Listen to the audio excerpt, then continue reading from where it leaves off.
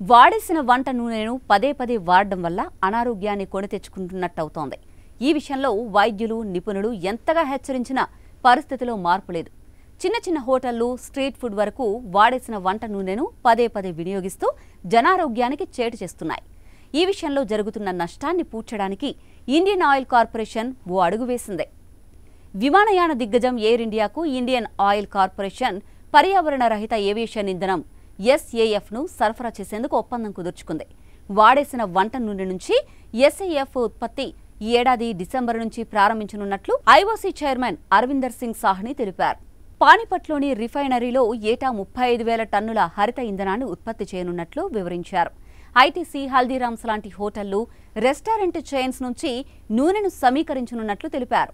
విమాన రవాణా వల్ల వచ్చే ఉద్గారాలను తగ్గించేందుకు పెట్రోలియంయేతర ముడి వనరుల నుంచి ప్రత్యామ్నాయ ఇంధనమైన SAFను తయారు చేశారు. లభ్యతను బట్టి సాధారణంగా వినియోగించే విమాన ఇంధనంలో 50% వరకు దీన్ని కలపొచ్చు. దీనివల్ల పర్యావరణ పరిరక్షణే కాకుండా డబ్బు కూడా ఆదా అవుతుంది.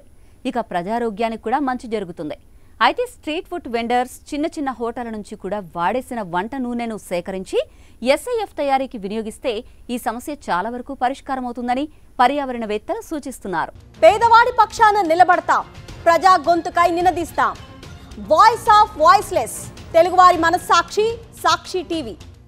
సాక్షి టీవీ ప్రసారాల కోసం మీ స్థానిక కేబుల్ ఆపరేటర్ను వెంటనే సంప్రదించండి.